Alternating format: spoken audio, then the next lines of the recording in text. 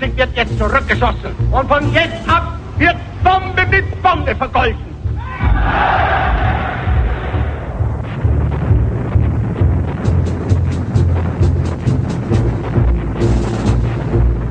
We believe that the Nazis and the fascists have asked for it, and they're going to get it.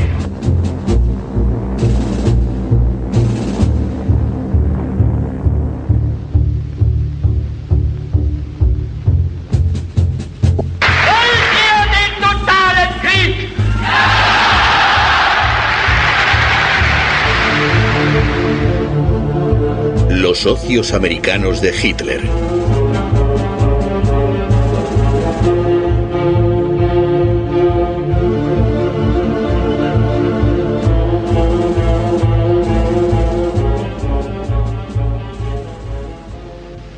En las estadísticas del Reich las denominaban empresas enemigas con participación norteamericana. Durante la guerra aún eran 553. Entre ellas nombres conocidos como Coca-Cola, Kodak y American Express. Enemigas eran las menos. Algunas mantenían estrechas relaciones con los nazis. En el caso de 4 grandes empresas estadounidenses y sus filiales alemanas, Hitler podía incluso considerar amigos a los jefes de las multinacionales. Sin ellos no habría podido hacer la guerra. Le consideraban el hombre que en breve tendría Europa a sus pies. Noviembre de 1941. Poco antes de la entrada en guerra de los Estados Unidos, el presidente norteamericano Roosevelt atacó a un grupo de industriales estadounidenses. The all-inclusive whole of our vast industrial machine. That output cannot be hampered by the selfish obstruction of any small minority. A small but dangerous minority of industrial managers who perhaps hold out for extra profits or for business as usual.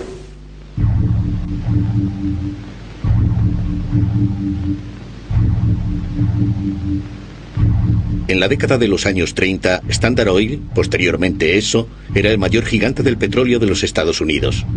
La multinacional seguía una política internacional sin reparar en gobiernos ni pueblos. La meta era la creación de monopolios. Standard pertenecía al imperio Rockefeller, en cuyo rascacielos neoyorquino se encontraba también su sede central. Se decía que el director, Walter Teagle, tenía los modales de un emperador. Teagle encontró a otro coloso que aspiraba a sí mismo a controlar el mundo, IG Farben.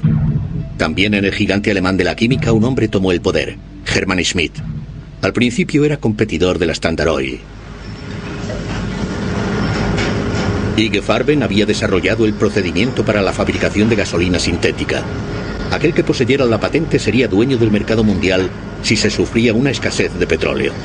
También Standard Oil temía una situación así. Rápidamente llegó a un acuerdo con IG Farben.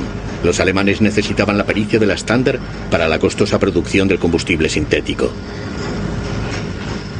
Pero Hitler quiere la guerra. Por razones estratégicas necesita la gasolina sintética, cueste lo que cueste. En guerra, le cerrarían rápidamente el grifo del petróleo. Todavía en 1938, Alemania tiene que importar el 80% de su aceite bruto. Se pensó en instalar conductos, se pensó en crear una flotilla de barcos cisterna. Todos estos planes quedaron detenidos desde el principio. Pues para Hitler era esencial que Alemania poseyera independencia industrial. Las ruedas de la maquinaria bélica de Hitler necesitaban mucho caucho. El caucho natural cuesta divisas que escasean y no se puede obtener en estado de guerra. También en este caso puede ayudar el pionero de la química IG Farben.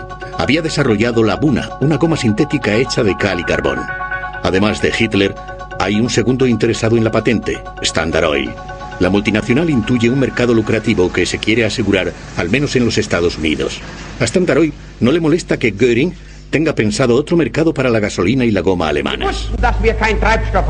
Also haben wir die Fabriken gebaut, die uns den Treibstoff geben werden. Wir wussten, dass wir keinen Kautschuk bekommen können. Also haben wir die Fabriken gebaut. Dort, wo sie einst glaubt, Monopole zu haben, hat deutsche Wissenschaft diese Monopole gebrochen. Und heute sind wir im Besitz jedenfalls all der Mittel, die wir brauchen, um den Gegner zu besiegen. Sin embargo, las fuerzas aéreas de Göring habían olvidado un medio, el tetraetilo de plomo, un aditivo para la gasolina. Sin este aditivo, los motores de avión de compresión elevada de Göring no pueden levantar el vuelo. No obstante, Hitler necesita una aviación en condiciones de operar para las próximas conquistas en el este. Goering ruega a los directivos de IG que vuelvan a llamar a la puerta de los amigos norteamericanos. Standard Oil es el mayor fabricante mundial de este aditivo.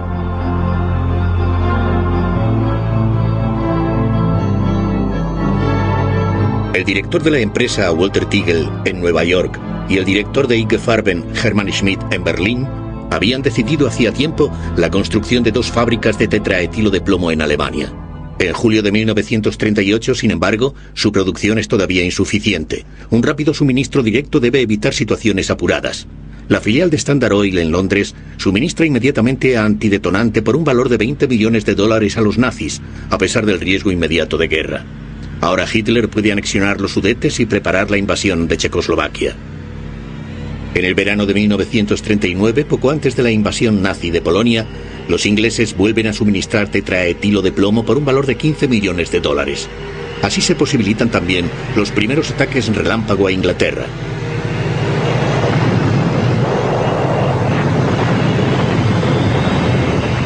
La guerra aumenta la dependencia del petróleo de Hitler.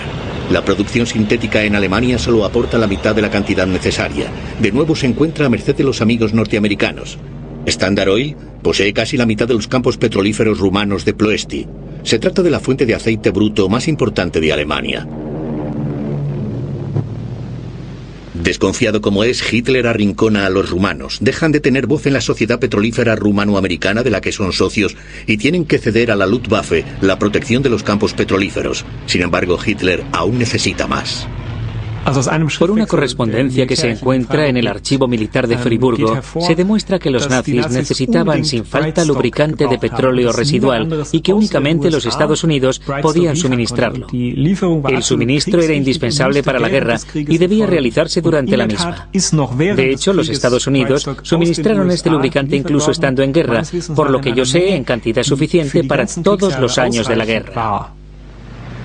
El lubricante de petróleo residual es un valioso subproducto del petróleo que se necesita, por ejemplo, para motores de tanques. El Tercer Reich sigue necesitando gasolina y diésel de los Estados Unidos. Los barcos de los amigos norteamericanos toman petróleo en el Caribe. Los barcos cisterna suelen navegar bajo bandera panameña. En el Atlántico acechan buques de guerra británicos que intentan torpedear con un bloqueo naval el suministro de petróleo para Hitler. La Marina es, en mi opinión, un caso especial, pues hicieron negocios directamente con los Estados Unidos y con los países caribeños. Se pueden demostrar negocios directos, no por medio de facturas, pero sí con notas de actas, en donde se ve claramente que se inician los tratos, que se sabe también que son negocios germano-estadounidenses.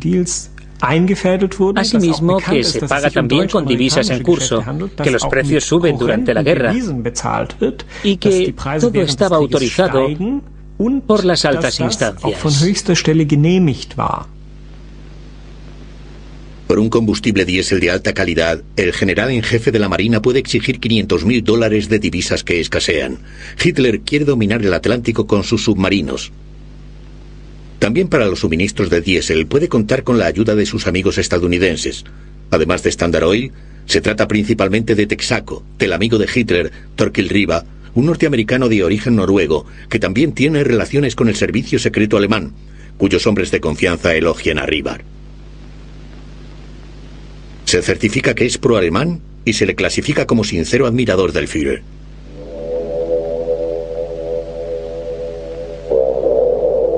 Los buques cisterna de los forzadores del bloqueo suministran petróleo a los alemanes del continente en Tenerife y otros puertos españoles.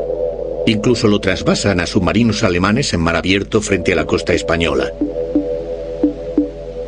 Standard Oil sigue suministrando gasolina a las 2 líneas aéreas Cóndor y Lati, incluso después de la entrada en guerra de Estados Unidos. Los aviadores de estas líneas transportan espías, oro y divisas a América Latina y regresan con metales nobles de importancia bélica. El 22 de septiembre de 1939, poco después del inicio de la Segunda Guerra Mundial, IG Farben y Standard Oil habían llegado al acuerdo de proseguir sus relaciones comerciales, aun en el caso de que los Estados Unidos entraran en guerra. La Haya, principios de septiembre de 1939. Los directores de Standard Oil e IG Farben llegan a un acuerdo secreto. IG Farben quiere evitar el embargo de sus patentes por los países enemigos. La multinacional estadounidense, Amiga, parece un sitio seguro para ellas. Para la transmisión de la patente Buna de goma sintética, Standard Oil tiene que comprometerse por orden del Ministerio de Economía del Reich a utilizar la patente únicamente con autorización de los alemanes. El jefe de la empresa, Tigel, acepta el trato. El ataque de los japoneses a Pearl Harbor desencadena la guerra en el Pacífico. Por ello, los norteamericanos quedan incomunicados con su mayor proveedor de caucho, Malasia. A pesar de la escasez de goma en los Estados Unidos, Standard Oil se atiene a su acuerdo con los alemanes. El procedimiento Buna no debe caer en manos de rivales como Goodyear. El influyente senador Baru, al que el presidente Roosevelt ha confiado una investigación, se dirige a la nación.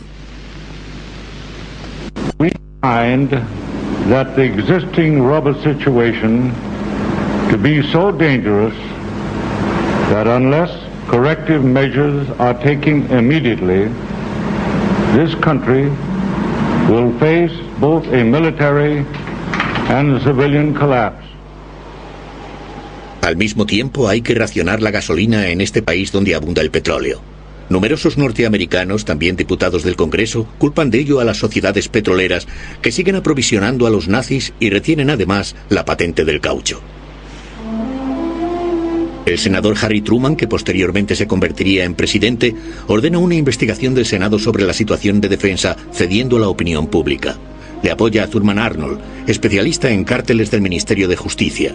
A Arnold le molestaban hacía tiempo Standard Oil y sus poderosos jefes, entre ellos Tigel. Ya antes había intentado inútilmente imponer una multa de $50.000 a la multinacional por sus negocios con el enemigo. Con una mención de su importancia para los Estados Unidos en guerra, los directores habían conseguido rebajar el importe a $1.000. En la sesión del Senado, Arnold acusa a Standard Oil de una conspiración prolongada a favor de los nazis por seguir reteniendo la patente del caucho. En una posterior conferencia de prensa, Truman habla de traición.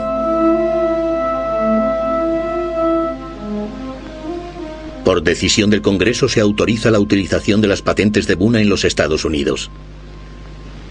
El poderoso Tigel está acabado y se retira de la dirección de la empresa.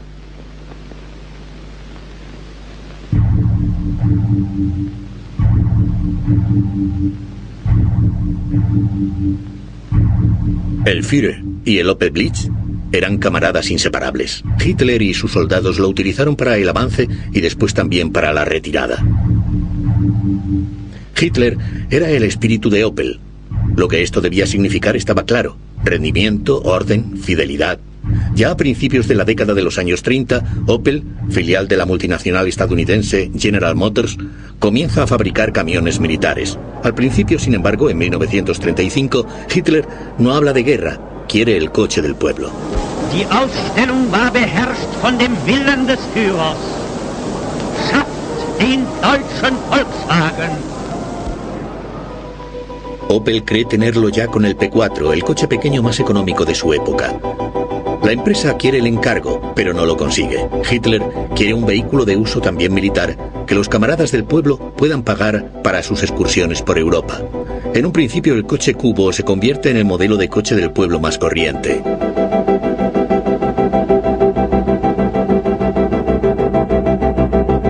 Aún así, Opel puede construir su coche del pueblo, el Blitz. Ya en 1935 se crea, de acuerdo con la Wehrmacht, Fuerzas Armadas Alemanas, la fábrica de camiones de Brandeburgo. La dirección de Opel y en aquel momento también los estadounidenses en el Consejo de Administración se dan cuenta rápidamente del tremendo negocio que suponen los encargos del ejército. Construida para los nuevos procedimientos de producción de Estados Unidos, cada día salen 120 camiones de la cinta. Este Opel Blitz era la columna vertebral de las Fuerzas Armadas. Construido por Opel, con la ayuda, y hay que decirlo claramente, del dinero de Estados Unidos. Sin el Blitz, Hitler no habría llegado ni a Viena. Durante la anexión de Austria, fallan muchos camiones de otros fabricantes. De la noche a la mañana, se requisan cientos de Opel Blitz en la cercana Baviera, para que la Wehrmacht pueda entrar en la capital austriaca. Hitler se siente agradecido. Realiza una visita personal a la fábrica de Brandeburgo y encarga otros 2.000 Opel Blitz.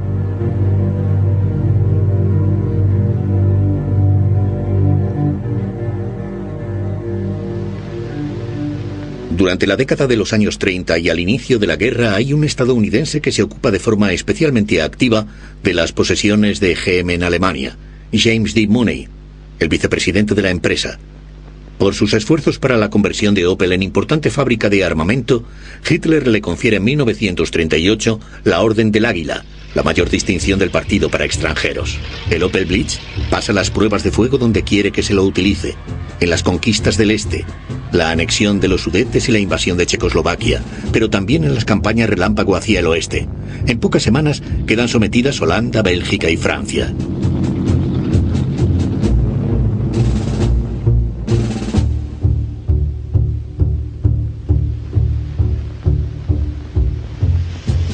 Con el comienzo de la guerra prácticamente se detiene la fabricación de turismos en Rüsselsheim. Quedan puestos libres, el personal se reduce por las llamadas a filas. La fábrica quiere atajar este proceso, y también las fuerzas aéreas encuentran un nuevo uso para Rüsselsheim.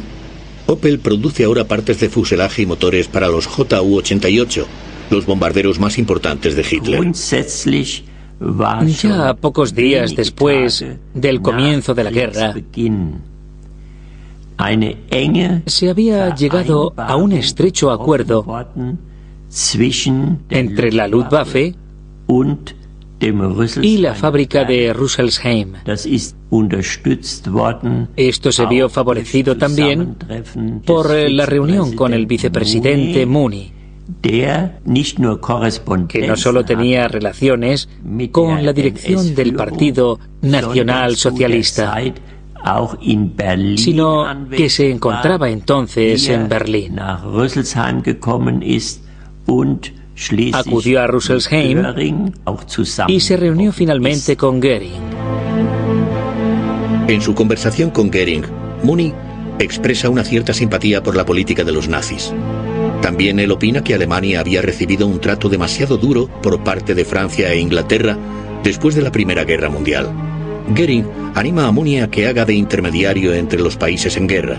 Mooney lo consulta con el presidente Roosevelt y este accede a ponerse a disposición como moderador. Roosevelt desea a Mooney buena suerte en su misión. Berlín, febrero de 1940. Una carta aduladora al querido canciller del Reich abre a Mooney el acceso a Hitler en la nueva Cancillería del Reich. En un diario que nunca llegó a publicarse por oposición de General Motors, Mooney informa sobre su conversación con Hitler.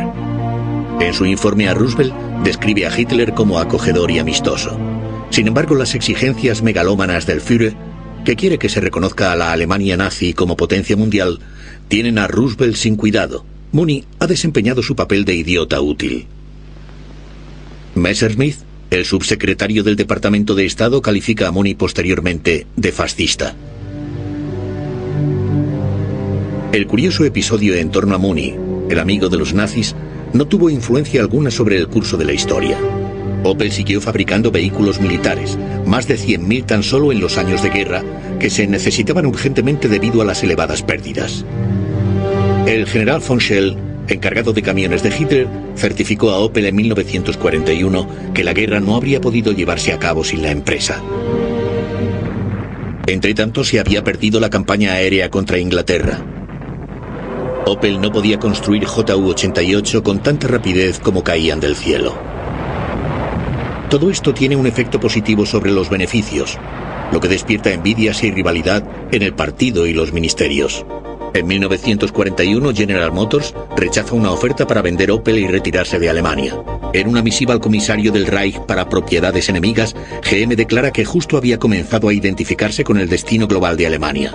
El trasfondo, sin embargo, son consideraciones de tipo financiero. GM acababa de anular físicamente en los Estados Unidos sus posesiones alemanas, ganando en el proceso $22 millones. Si el Reich le hubiera concedido una indemnización, habría tenido que declararla. Durante los 2 primeros años de guerra, los directivos estadounidenses permanecieron en sus puestos, aproximadamente hasta mediado el año 1941, cuando comenzaron a ponerse nerviosos y a retirarse de Alemania. lo que significa que las juntas directivas de estas empresas norteamericanas seguían estando compuestas por ciudadanos estadounidenses. Los directivos norteamericanos se dirigieron al comando de armamento alemán y aclamaron: ¿cuántos camiones tenemos que suministrar? ¿Cuántos trabajadores forzados necesitamos? Conseguidnos personal y materiales. ¿Qué papel desempeñamos en el plan de producción global? Los estadounidenses vieron que su cliente tenía unas necesidades determinadas e hicieron todo lo posible por satisfacerlas lo más eficientemente posible.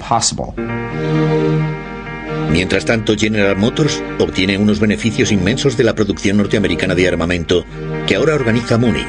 Como oficial de reserva de alta graduación, se considera un patriota. El jefe de Mooney, Sloan, aportó la filosofía comercial para ello. Una empresa internacional que opera en todo el mundo debería llevar a cabo sus actividades bajo puntos de vista estrictamente económicos, sin tener en cuenta la actitud política del país en el que se desarrollan. No somos una institución benéfica, conseguimos beneficios para nuestros accionistas. Una vez comentábamos, menuda ironía, aquí se fabrican los camiones para luchar contra los norteamericanos. Sí, así era. Y, sin embargo, no sufrimos ningún ataque. Pensamos que era comprensible.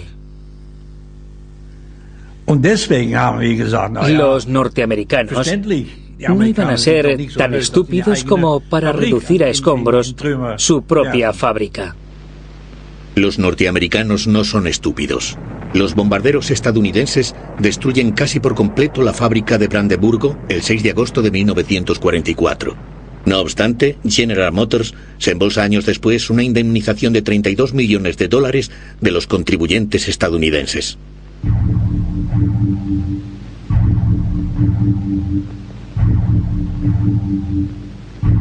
En 1921 se publicó la traducción alemana del libro de Henry Ford, El judío internacional. Entre Henry Ford, el legendario fabricante de automóviles, y Adolf Hitler, existía ya tempranamente una afinidad espiritual, el antisemitismo. El libro de Ford reforzó el odio que sentía Hitler hacia los judíos y le sirvió de modelo para el escrito difamatorio Mi lucha.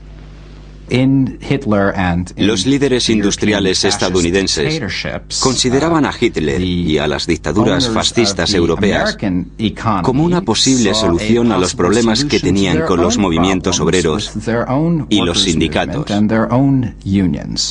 En opinión de Ford, los sindicatos eran obra del diablo. El brutal proceder de Hitler contra los sindicatos agradó a Ford, que mantenía guardias armados en sus fábricas. Ya antes de la toma de poder, apoyaba económicamente a Hitler. Un retrato del benefactor colgaba en la sede muniquesa del Partido Nacional Socialista Obrero Alemán. En lo que respecta a Henry Ford, en aquel entonces se le consideraba la inspiración de Hitler, pero fue mucho más que eso. Henry Ford era casi el dios de la producción en masa, o quizá debería decir su papa. Miles de personas le escribían diariamente: es usted el mayor héroe. Ha introducido el sistema de producción que ha engrandecido tanto a Estados Unidos. El Fordismo se convirtió en la ideología de la clase industrial alemana. Todo debía realizarse según el ejemplo de Henry Ford. Detroit sigue siendo la patria de Ford. En las fábricas en la calle Piquet, actualmente ruinas industriales, se encontraban en otro tiempo las cadenas de montaje de las que salía el famoso Tin Lizzie de Ford, el primer automóvil popular y barato producido en masa. Colonia 1930. Henry Ford coloca personalmente la primera piedra de su propia fábrica en Alemania. Los negocios no marchan bien al principio, sus coches son demasiado caros y sufren el rechazo que muchos alemanes sienten por los artículos de fabricación extranjera. Wer sich als durchschnittlicher deutscher Kraftwagenbesitzer heute einen ausländischen Wagen kauft, kann nicht darauf hinweisen, dass in dessen bessere Qualität dazu bewogen hätte. Denn hier sind unsere deutschen Automobile zurzeit von ausländischen nicht mehr zu schlagen. A principios de la década de los años 30, las fábricas de Ford no funcionan a pleno rendimiento. Colonia y Detroit, donde Edsel, el hijo de Henry Ford, ha asumido la dirección, buscan una salida. En un escrito confidencial a Edsel, Colonia indica que en Alemania se está desarrollando una economía de guerra en la que los encargos del gobierno se vuelven cada vez más importantes. Los estadounidenses no lo consideran un problema. Venden sus 8 cilindros como motor para un vehículo todoterreno militar. Ha comenzado la adaptación de las fábricas Ford. Detroit acepta también la siguiente condición. Los fabricantes extranjeros de automóviles ya no reciben caucho para las llantas y tampoco divisas para la importación. Tienen que conseguir la goma por trueque y ceder el 25% de ella para fines armamentísticos. El camarada Hitler se muestra agradecido. Por fin los coches de Ford fabricados en Colonia pueden llevar el sello de calidad de producto alemán. Los negocios con el gobierno se animan. En 1938, Ford y Opel se incluyen en la planificación de las Fuerzas Armadas, que necesitan rápidamente 100.000 camiones, entre ellos también vehículos pesados de 3 ejes y otros accionados por cadena. Los nazis tienen incluso mucha prisa. Quieren recibir en 1938 inmediatamente 1.000 camiones de Ford. Los de Colonia no pueden entregarlos tan rápido. Los estadounidenses ofrecen rápidamente su ayuda. Por lo que se ve, no les parece indebido. Los motores, chasis y cabinas de los camiones importados en octubre de Detroit se montan clandestinamente por la noche en Colonia y la Wehrmacht los recoge al amanecer.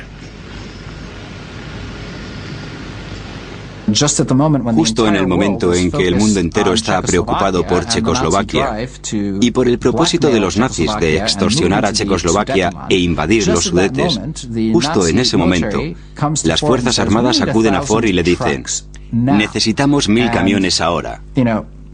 Y yo pregunto, ¿parece plausible que Ford no supiera para qué se iban a emplear estos 1.000 camiones? El encargo no era un secreto para Ford. Los nazis habían pagado parte del suministro incluso con los escasos dólares. No obstante, Ford no lo reconoció hasta después de décadas. Hitler ya había distinguido anteriormente a Henry Ford con la Orden del Águila por su excelente colaboración. Ford permite que el vicecónsul alemán en Detroit fije la condecoración en su solapa a finales de 1938. También Ford demuestra ahora su reconocimiento por los buenos negocios. En el 50 cumpleaños de Hitler, el 20 de abril de 1939, la empresa transfiere 35.000 marcos del Reich a la Fundación para Donativos AH.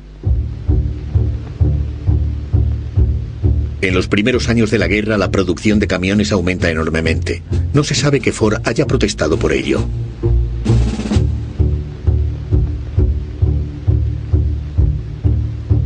Cuando Henry Ford se entera que la fábrica de Dearborn debe producir 6.000 motores para la Royal Air Force británica, se opone. Solo acepta encargos para la defensa de los Estados Unidos, escribe al Daily Mail londinense. Sin embargo, Ford no tiene nada en contra de que las fábricas francesas bajo ocupación alemana trabajen a pleno rendimiento para la Wehrmacht y produzcan 1.000 camiones al mes. El director de Ford Francia, Maurice Dollfuss, quiere conservar la fábrica para la familia Ford. Se opone a la influencia de los de Colonia y se siente directamente responsable ante los Ford padre e hijo. También después de la entrada en guerra de los Estados Unidos, hace llegar a Edsel Ford informes de éxito. Todavía en junio de 1942, Edsel Ford agradece a Dollfuss su actuación ejemplar. En Colonia, Ford solo puede producir los suministros para las Fuerzas Armadas con ayuda de trabajadores forzados. Se alojan en el recinto de la fábrica. En los años finales de la guerra, Ford da trabajo además a miles de presos de campos de concentración que toma prestados de las SS por 2 euros al día. Las condiciones de vida y de trabajo son brutales. En la fábrica había policías. Había un nazi que llevaba una insignia. Llevaba aquí una cruz gamada.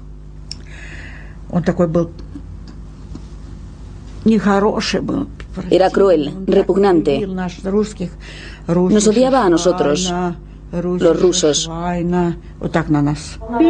Cerdos rusos, cerdos rusos. Así nos insultaba siempre.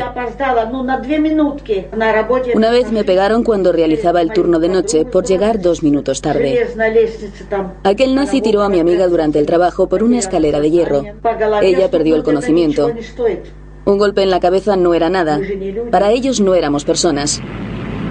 Desde que los Estados Unidos han entrado en guerra, Ford se ha convertido en un ardiente patriota. Ahora sus fábricas producen aviones, camiones, tanques y barcos para la victoria de Norteamérica. En Colonia, Ford fabrica hasta el final de la guerra 78.000 camiones militares y 14.000 vehículos accionados por cadena. Colonia está siendo bombardeada desde 1942 por los aliados y queda casi completamente destruida. La fábrica de Ford es respetada hasta finales de 1944 y luego sufre pocos daños. En 1965, Ford exige a una comisión gubernamental norteamericana $7 millones por daños de guerra. La comisión reduce la cifra a $500,000 debido a métodos dudosos de cálculo de la empresa.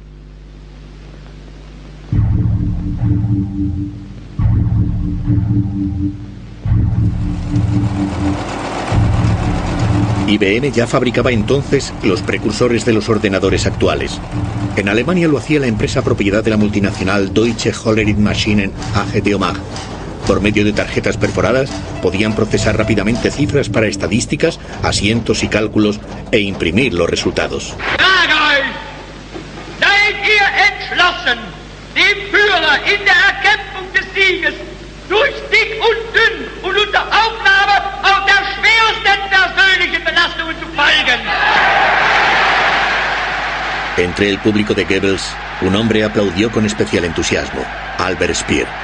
Nombrado ministro de armamento por Hitler en febrero de 1942, debía por todos los medios hacer posible la victoria que se había alejado tanto después del fracaso de la guerra aérea sobre Inglaterra y el duro primer invierno ruso. En breve tiempo dobló y triplicó la producción. El Führer le distinguió por ello. Speer creó el Maschinelle Berichtswesen. No tenía muy buena opinión de la burocracia, pero sí de la organización. El MB era un sistema de control y gobierno de la industria, las fuerzas bélicas y la administración que solo podía funcionar con ayuda de las máquinas de Hollerith. El MB proporcionaba a Speer cada mes un resumen exacto del estado de la economía y le permitía reaccionar inmediatamente. Era su arma de gobierno. El informe rápido mensual sobre la producción de guerra, realizado con tarjetas perforadas, era un asunto secreto del Reich y se limitaba a 12 ejemplares. Se podía ver todo de inmediato: peticiones del ejército, estado de la producción de armamento, consumo y reservas de materias primas, reservas de energía y el número de trabajadores existentes o necesarios, inclusive los forzados y su origen. La toma de poder de Hitler dio un enorme impulso a la filial alemana de IBM. Si sus máquinas se utilizaban ya anteriormente en la mayoría de las grandes empresas industriales, pronto el gobierno se convirtió en uno de sus clientes más importantes. En 1935, de OMAG construyó en Berlín-Lichterfelde una gran fábrica nueva. Con la activación de la producción de armamento de Hitler, conseguimos muchísimos encargos y nuevos clientes. En aquella época nos iba de maravilla, financieramente y desde todo punto de vista. Desde el principio pusieron un gran cartel en el muro: empresa modelo del Frente Obrero Alemán. Así podíamos demostrar que éramos capaces de aportar mucho a la construcción del Estado de Hitler. Ese fue el motivo de aquella distinción. También el presidente de IBM, Thomas Watson, está impresionado por el éxito de OMAG y le gusta viajar con frecuencia a Alemania. En el verano de 1937, la Cámara de Comercio Internacional celebra su Congreso Mundial en Berlín. Watson acepta el cargo de presidente. Según un artículo del New York Times, durante la celebración en la Krolloper se encuentra entre los extranjeros que elevan el brazo derecho en el saludo nazi al entrar el Führer. Sin embargo, lo vuelve a dejar caer a media altura. Al día siguiente es recibido por el Führer. Se consideraba a Watson un admirador de Adolf Hitler, al que ya había apoyado antes de la toma de poder. En aquel momento me parecía que teníamos una buena relación con el gobierno y con IBM. Watson afirmó públicamente, lo que luego reflejó la prensa, que Hitler se encontraba en el camino correcto con sus planes y que todo iba a salir bien. Nosotros, naturalmente, estábamos encantados. También Watson recibe la Orden del Águila del Führer. Se la coloca Hal Maréchal, que entonces era todavía el ministro de Economía nazi. Watson sigue convencido de que Alemania se encuentra en el camino correcto, incluso después del programa nocturno del Reich, durante el que los nazis proceden de forma extremadamente brutal contra los judíos. Aunque los periódicos norteamericanos dejan bien claro el objetivo de los nazis: el exterminio de los judíos. También se cuenta con la colaboración de Deomag, que cumple el mayor encargo del gobierno hasta ese momento con gran celo. Sus máquinas realizan el Gran Censo de 1939, con el que los fanáticos racistas de las SS quieren averiguar cuántos judíos viven en Alemania, los Sudetes y Austria. Para una segunda tarjeta, la llamada tarjeta complementaria, se pide también el nombre y la dirección, la raza y el origen de los padres y abuelos. El Departamento de Razas de las SS quiere detectar así a todas las personas judías, medio judías o con un cuarto de sangre judía. A Hitler no le importa la religión, sino la raza. IBM se mantuvo neutral y prácticamente no se mezclaba en esos asuntos. Porque si convenzo a alguien de algo, siempre estaré pisando a otro, y eso no lo querían en Deomag. ¿Era la política de la empresa? La política de la empresa, naturalmente. Con la invasión de Polonia comienza la política de exterminio en el este. Cracovia se convierte en la capital de la zona ocupada de Polonia, transformada en gobernación general. Hermann Frank, el brutal gobernador de Hitler, reside en el castillo de Cracovia. Los fanáticos del orden ven también aquí una tarea para las máquinas Hollerith. En Cracovia se crea un gran departamento estadístico. También los enviados de Watson se encuentran allí. La representación de IBM en Cracovia cambia de nombre a Watson Business Machines. Con la ayuda de las tarjetas perforadas, se quieren obtener datos económicos y registrar a los polacos como trabajadores forzados. Sin embargo, la caótica administración nazi solo cumple parcialmente este objetivo. La exterminación de los judíos ya se había iniciado anteriormente con la ayuda de antiguos censos. Las diferentes sedes de Maschinenwesen en Polonia, Austria, Francia, etc., tenían todas empleados o directores de IBM, es decir, nuestros hombres, que habían sido transportados allí y participaban en los trabajos. 1943. La escasez de mano de obra retrasa la producción de guerra. El ministro de Armamento Speer quiere movilizar las últimas reservas. Hay que seleccionar de forma dirigida los presos en campos de concentración según su profesión y distribuirlos en el Reich para trabajar. En los campos de concentración se crean departamentos de registro Hollerith. El departamento de Hollerith en el campo de concentración de Stutthof era el número 12 y yo organizaba el grupo de escribientes, unos 14 o 16, que rellenaban todas las fichas de los presos. Lo más importante era indicar la profesión. Las profesiones eran muy importantes para la producción. Los datos de los presos se pasaban a tarjetas Hollerith en la central berlinesa de las SS. Cada campo de concentración tenía un código numérico propio que formaba parte también del número de preso. Se calcula que se registró más de 1 millón de presos como trabajadores forzados. La mayor parte de las tarjetas de presos se destruyó. Aproximadamente 140.000 se encuentran todavía en el Archivo Federal de Berlín-Hofgarten. No está claro hasta qué punto se empleó el sistema Hollerith en los campos de exterminio. No obstante, IG Farben encargó máquinas Hollerith para su fábrica en el campo de exterminio Auschwitz-Monowitz. Como se reciben cada vez más noticias sobre los crímenes nazis, en el verano de 1940, Watson devuelve la condecoración de Hitler. Su reputación en los Estados Unidos le importa más que los interminables discursos de odio del periódico Volkische Beobachter. Watson parece haber caído en desgracia, lo que aprovecha su socio alemán Wilhelm Heidegger, que posee junto con otros dos el 15% de la empresa para marginar a los norteamericanos. Entonces Heidegger dijo a los norteamericanos: algo va a salir mal. Con nuestras máquinas controlamos prácticamente toda la economía alemana. Nos enteramos de todo, de las finanzas, los antecedentes, etc. Y el partido no lo permitirá. Antes o después nos van a nacionalizar. Y de hecho, al Maschinenwesen y al jefe de brigada de las SS, Edmund Wesenmayer, que durante un tiempo fue consejero de Hitler, les desagrada la cantidad de información de que dispone Deomag IBM debido a su omnipresencia.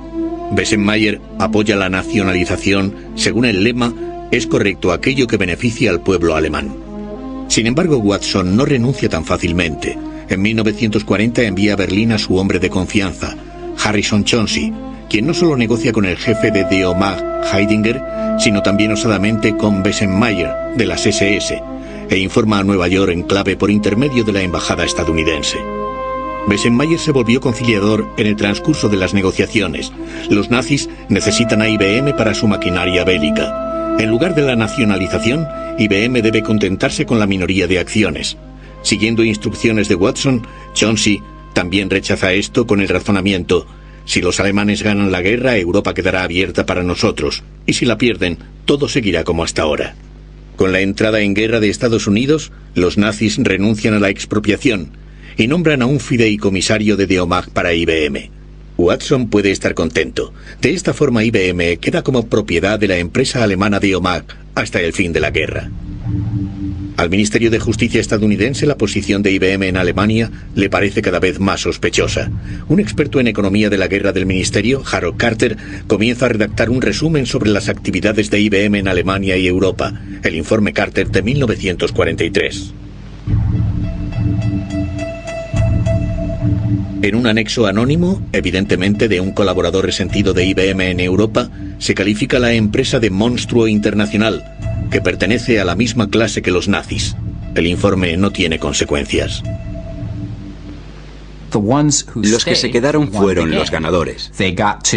Antes de la guerra, crearon la maquinaria bélica alemana. Durante la guerra, la destruyeron como socios del Pentágono.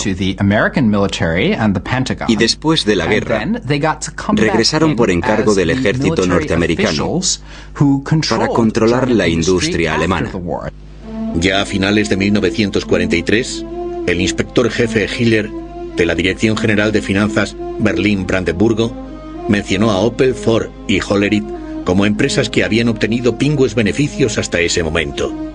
Dado que los dividendos y beneficios no se podían transferir al extranjero, se emplearon para aumentar el capital de las empresas. Los accionistas no resultaron perjudicados, todo lo contrario. Después de la guerra, la viuda del presidente Roosevelt, Eleanor, se horrorizó al enterarse que los accionistas se habían beneficiado de que las fábricas de Ford en Alemania y Francia obedecieran a los nazis. El 19 de septiembre de 1945 escribió en el New York Times: «Las complicaciones comerciales tienen un extraño efecto sobre nuestro patriotismo y nuestro sentido de la ética».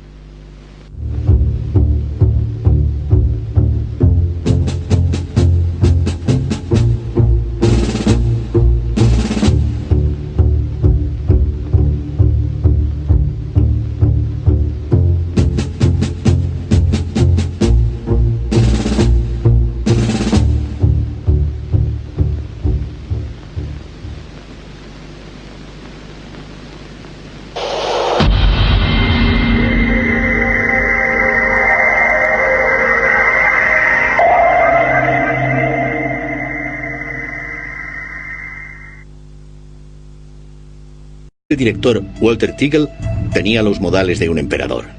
Teagle encontró a otro coloso que aspiraba a sí mismo a controlar el mundo, IG Farben. También en el gigante alemán de la química un hombre tomó el poder, Hermann Schmidt. Al principio era competidor de la Standard Oil. IG Farben había desarrollado el procedimiento para la fabricación de gasolina sintética. Aquel que poseyera la patente sería dueño del mercado mundial si se sufría una escasez de petróleo.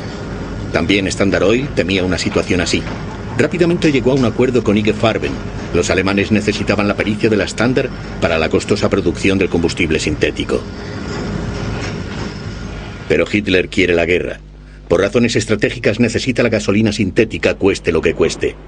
En guerra, le cerrarían rápidamente el grifo del petróleo. Todavía en 1938, Alemania tiene que importar el 80% de su aceite bruto. Se pensó en instalar conductos, se pensó en crear una flotilla de barcos cisterna. Todos estos planes quedaron detenidos desde el principio. Pues para Hitler era esencial que Alemania poseyera independencia industrial. Las ruedas de la maquinaria bélica de Hitler necesitaban mucho caucho. El caucho natural cuesta divisas que escasean y no se puede obtener en estado de guerra. También en este caso puede ayudar el pionero de la química I.G. Farben. Había desarrollado la Buna, una goma sintética hecha de cal y carbón. Además de Hitler, hay un del Reich, las denominaban empresas enemigas con participación norteamericana. Durante la guerra aún eran 553, entre ellas nombres conocidos como Coca-Cola, Kodak y American Express. Enemigas eran las menos. Algunas mantenían estrechas relaciones con los nazis. En el caso de 4 grandes empresas estadounidenses y sus filiales alemanas, Hitler podía incluso considerar amigos a los jefes de las multinacionales. Sin ellos no habría podido hacer la guerra. Le consideraban el hombre que en breve tendría Europa a sus pies. Noviembre de 1941. Poco antes de la entrada en guerra de los Estados Unidos, el presidente norteamericano Roosevelt atacó a un grupo de industriales estadounidenses. The all-inclusive whole of our vast industrial machine. That output cannot be hampered by the selfish obstruction of any small minority, a small but dangerous minority of industrial managers who perhaps hold out for extra profits or for business as usual.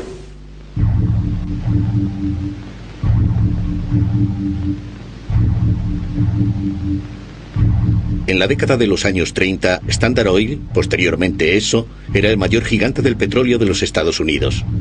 La multinacional seguía una política internacional sin reparar en gobiernos ni pueblos. La meta era la creación de monopolios.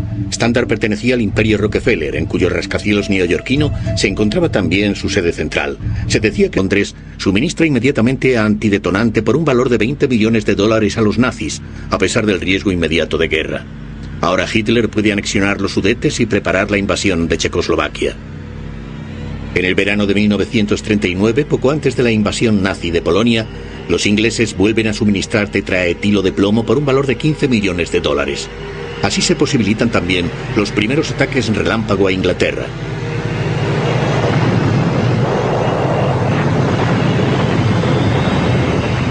La guerra aumenta la dependencia del petróleo de Hitler. La producción sintética en Alemania solo aporta la mitad de la cantidad necesaria. De nuevo se encuentra a merced de los amigos norteamericanos. Standard Oil posee casi la mitad de los campos petrolíferos rumanos de Ploesti. Se trata de la fuente de aceite bruto más importante de Alemania. Desconfiado como es, Hitler arrincona a los rumanos. Dejan de tener voz en la sociedad petrolífera rumano-americana de la que son socios y tienen que ceder a la Luftwaffe la protección de los campos petrolíferos. Sin embargo, Hitler aún necesita más. Por una correspondencia que se encuentra en el archivo militar de Friburgo, se demuestra que los nazis necesitaban sin falta lubricante de petróleo residual y que únicamente los Estados Unidos podían suministrarlo. El suministro era indispensable para la guerra y debía realizarse durante la misma. De hecho, los Estados Unidos suministraron este lubricante incluso estando en guerra, por lo que yo sé, en cantidad suficiente para todos los años de la guerra.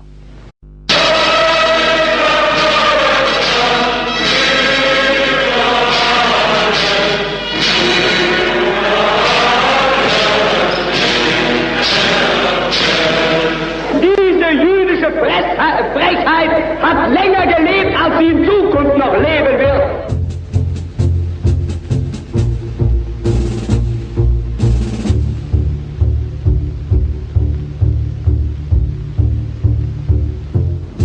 Seit 5:45 Uhr wird jetzt zurückgeschossen. Und von jetzt ab wird Bombe mit Bombe vergolten.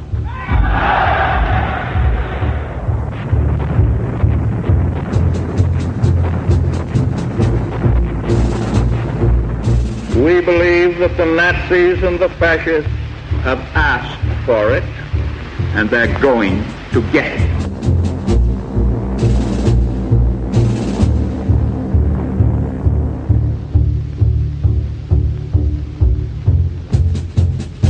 Wollt ihr den totalen Krieg?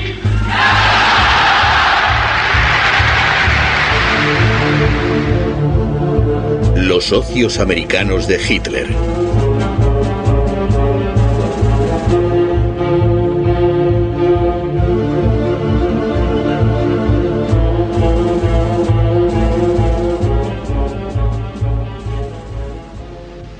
En las estadísticas de segundo interesado en la patente, Standard Oil, La multinacional intuye un mercado lucrativo que se quiere asegurar, al menos en los Estados Unidos. A Standard Oil no le molesta que Göring tenga pensado otro mercado para la gasolina y la goma alemanas. Dass wir kein Treibstoff haben. Also haben wir die Fabriken gebaut, die uns den Treibstoff geben werden. Wir wussten, dass wir keinen Kautschuk bekommen können. Also haben wir die Fabriken gebaut. Dort, wo sie einst glaubt, Monopole zu haben, hat deutsche Wissenschaft diese Monopole gebrochen. Und heute sind wir im Besitz jedenfalls all der Mittel, die wir brauchen, um den Gegner zu besiegen. Sin embargo, las fuerzas aéreas de Göring habían olvidado un medio, el tetraetilo de plomo, un aditivo para la gasolina. Sin este aditivo, los motores de avión de compresión elevada de Göring no pueden levantar el vuelo. No obstante, Hitler necesita una aviación en condiciones de operar para las próximas conquistas en el este. Göring ruega a los directivos de IG que vuelvan a llamar a la puerta de los amigos norteamericanos. Standard Oil es el mayor fabricante mundial de este aditivo.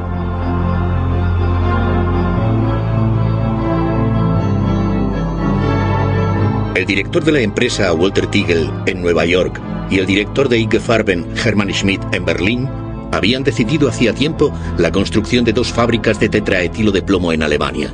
En julio de 1938, sin embargo, su producción es todavía insuficiente. Un rápido suministro directo debe evitar situaciones apuradas. La filial de Standard Oil en